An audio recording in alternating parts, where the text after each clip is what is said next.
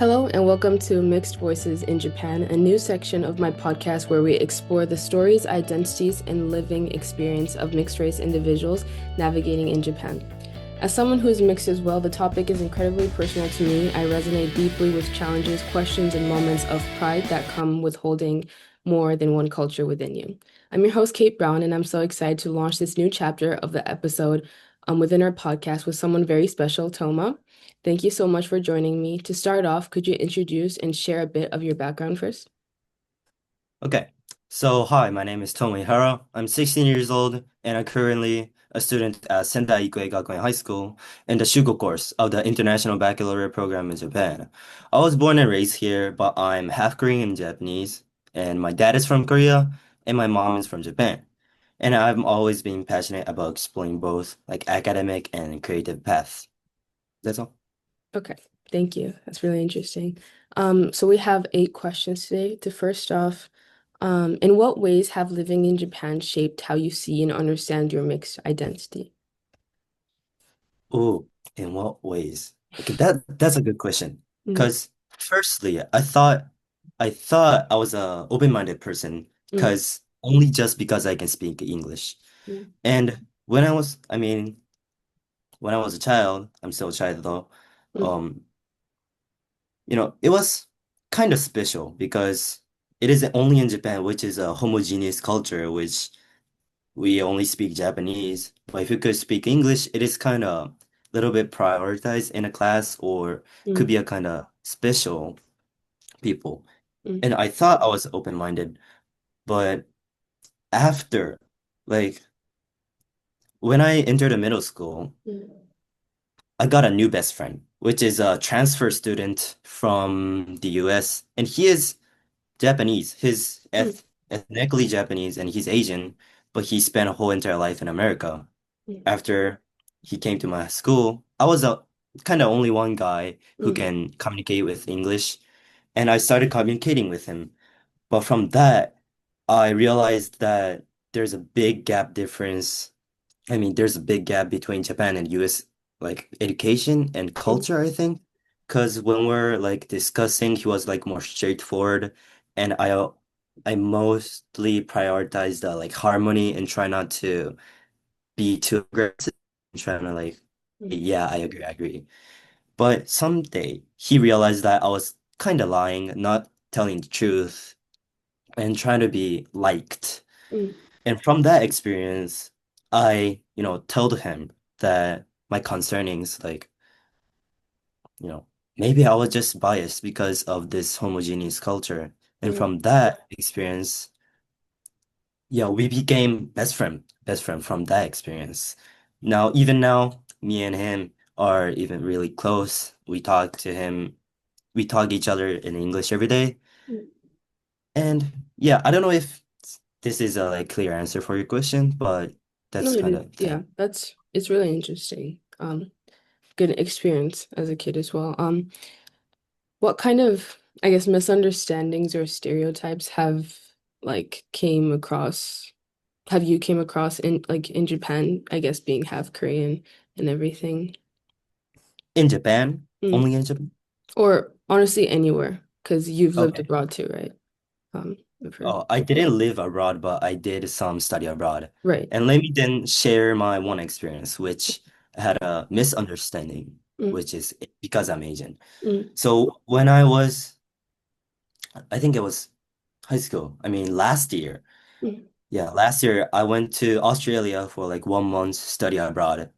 And there I faced the first time the racism in my whole entire life. Oh. Because I give like souvenir from Japan. It was like Fujisan like Mm, chocolate, I think, is a mm. small one.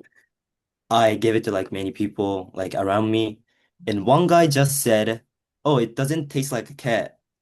I was, Oh. wait, what? What was that? And after that, I realized because my friend said, just don't care, just don't care. And I realized, oh, that was a Asian joke because it is a stereotype like Asian eat dogs or cats. And actually, it was pretty shocking. And at that time, I couldn't encounter or like say bad. I would just keep him alone. Mm, But after that, Um, I had some opportunities to interact with those people. Not I wanted to, but I needed to because it was in a like same community. And from that, they thought I was Chinese, and Mm, that was misunderstanding. And the misunderstanding was from not taking communication. Because mm, after that, wait, all Asians are not Chinese. I explained that. I'm from Japan, and Chinese and Japanese are completely different, and we all have respect to each other's country. And like some Chinese does not eat dogs or cats, and not always Chinese people do that. And mm. we actually don't like to be teased in that way. And Right. after we told him, he was like, "Oh, okay. Oh, so sorry about that." And Mm, from now on, from that, um, he started to ask me some like Japanese culture. mm, Like he loved martial art. That's why he was mm, like saying like Jackie Chan hoo hoo type thing. mm. And I told also Jackie Chan is from Chinese and not from Japan. And he was Mm, like, "Oh, okay." And from that, we started like having a hot topic talk about martial arts like karate or like MMA, like mm, WWE type thing. And from that experience, I became kind of friend with him. Like we also played during like break time, playing basketball. So yeah, I would say misunderstandings come from not taking communication mm, and from like stereotypes as being Asian. mm. Well, that's really interesting, especially because we're Gen Z and like there's a lot of like, jokes or like teasing going around like Mhm. different races and, food, I don't know, smell, anything like that. So I feel like it's important and it's a good experience for the other person too, because now he has the knowledge, from you. So that's wonderful. Um, can you share, I guess this kind of does. I'm just going to skip that question just because it also answered that one with your experience within how it helped you grow and strengthen the people Mhm. around you. But have you been able to find a community or like connections with other mixed race individuals? Yeah, I would say so because I currently go to the school in Sendai, which is kind of international school. I mean, Mm, my class is international because I belongs to like a ryugakusei course type thing. mm, And except me, one more friend, which is the best friend I just previously talked, and one more, mm, she's a girl. mm, And except these three people, everybody is from like foreign countries. Korea, Taiwan, no, Hong Kong, Vietnam, Philippines, Indonesia. And mm, yeah, so I would say my class is a multicultural like community, and it is a place where we actually love each other as mm, a friend.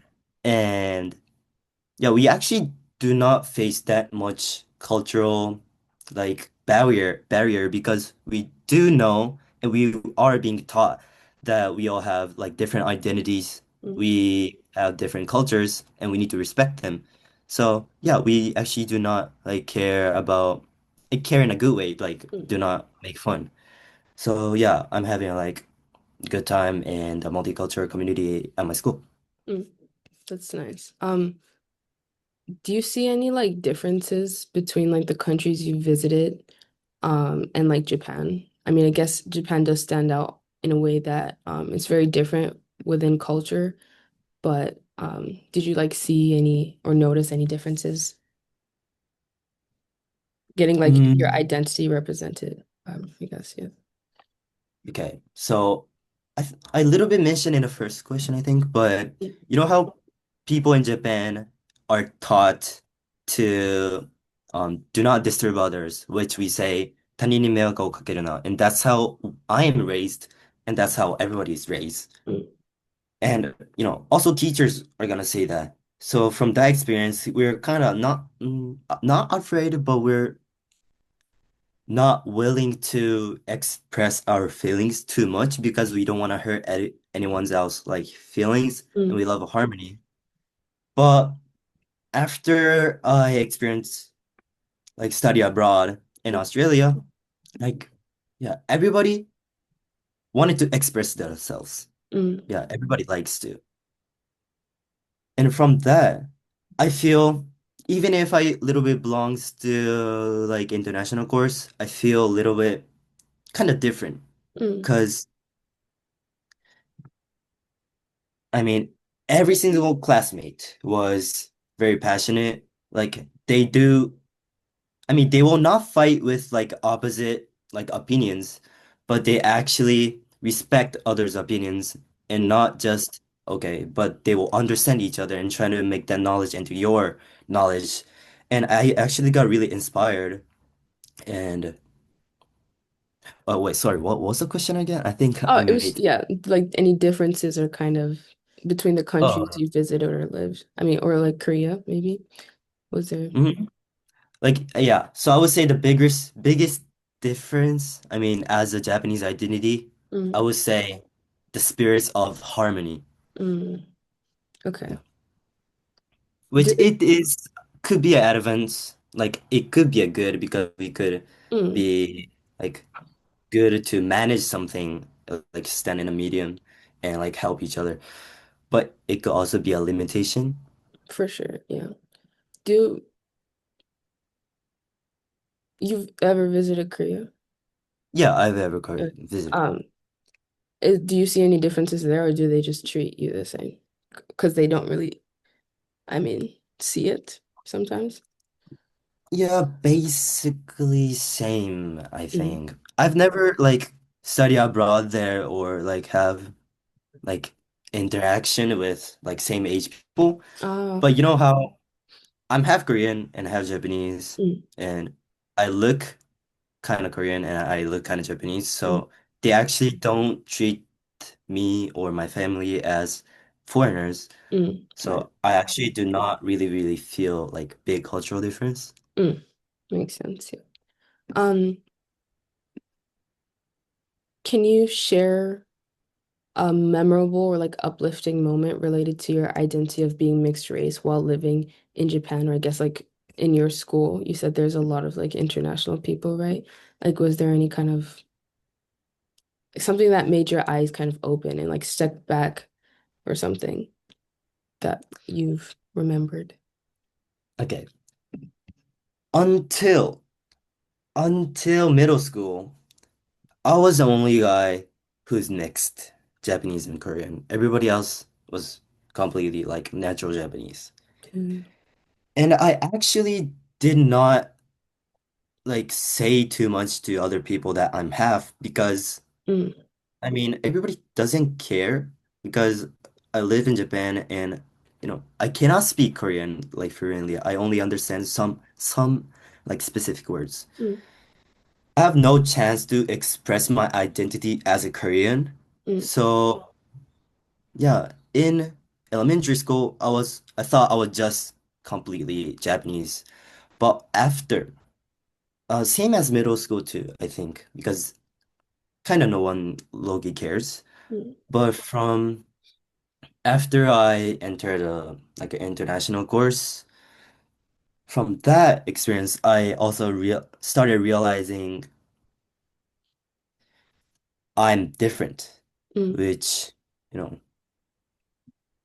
I used to only hang out with Japanese friends, so mm, I didn't know that like the small difference like between Japanese and Korean identity. But mm, after I entered the international course, I hang out with more Korean friends, mm, which is my another best friend. And mm. from that, I see some similarities, like how we eat, Ah, which, yeah, especially for one example, you know how when you put your like elbow on your like table and eat mhm, in Japan, yeah, like parents and other people is gonna think you're rude mm, or you don't have a manner. mm, But Korea, it is normal thing mm, because you do not hold a like bowl and eat. mm, You're just gonna like use your chopsticks and mm, just eat. And it is a natural thing. And I actually feel like same aura with my friends to my dad because he actually eats like that and like he do like same way doing like barbecue. mm, So yeah, from that experience, I realized that, oh, I actually live in like some Korean culture. mm. That's Honestly, yeah, that's interesting because like I mean, connected to the next question, but like Mhm. I guess in what ways do you feel your presence or contribution that have impact? Oh wait, no, sorry, no, that's not the question. Um, oh yeah, what aspects of living in Japan brought you most joy and inspiration as a mixed person? So like that kind of, I mean, for me, it'd be like if I see like another mixed race person, especially like who's also like the same as me, it's like kind of gets me happy, it gets me curious where are they from because I guess they look like me or something. So it does kind of bleed into the previous answer you did say, but is there any like other joy or like inspiration as a mixed person um you can like think of living in Japan? Yeah, like same as you, when I heard you're mixed, Mm, I would feel like more like similarity, more like friendly, mm, because maybe we have some like same thing we've went through. mm, But actually, the people I've ever met who's like half Japanese and half Korean, I actually I actually couldn't be that much like big friends with him. mm, Because most people who's half Japanese and half Korean are like m more tend to Korean way, and mm, I tend to more Japanese way because mm, I cannot speak Korean. mm, But like Japanese American or Japanese Philippines type thing, I'm more like interesting, mm, and we do have more similar thing. I think you're gonna interview people who's Roble Charmaine, but she's completely Philippines, but mm, she lived uh kind of whole life in Japan, and she speak really fluent Japanese. mm, So yeah, I do feel joy when I find out when somebody is ha mixed or somebody could speak Japanese really fluently. I'm gonna be pretty interesting and trying to like go talk to them and try to interact. mm. It's nice, yeah. Brings us to the last question. So in Hmm. what ways do you feel your presence or contribution have had a positive impact on your community? So regardless if it's at school or like extracurricular communities or neighbors or something like that. Yeah. Oh, okay. So maybe it's like as an advantage as Japanese or Korean type thing. Yeah, like how how do you think you've impacted other people um at the same time? Okay. So I am the only guy who's having like deep Japanese culture related people Mm. in my class because even if it's Japanese or Asian, they live their whole entire life in foreign countries. So Oh. from that experience, as like start my extracurricular, like my NPO, Mm, like more people like to express their feelings or idea, which is a really good things.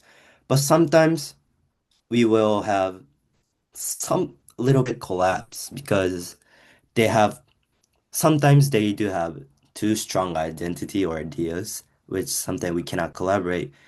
But as me, as a Japanese who like use, I mean, willing to have a like harmony culture, I could stand in the middle and trying to listen to both sides and trying to make two things together. So I would say I pretty appreciate the culture I've lived and went through, which is Japanese culture, mm, because I learned how to respect people and how to like feel people. mm.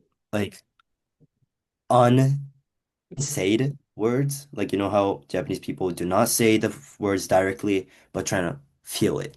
Right. So yeah, I feel the advantage as Japanese culture from that experience. That's interesting, yeah. And yeah, that brings us to the end of today's episode. Toma, thank you so much for opening up and sharing your experiences. It means a lot. And you, as being the first guest of this new mixed identity series in Japan. And also, thank you, everyone listening. I hope today's conversation resonates with you and you've learned something from it. And I can't wait to continue exploring these stories together. See you next time on Mixed Voices in Japan.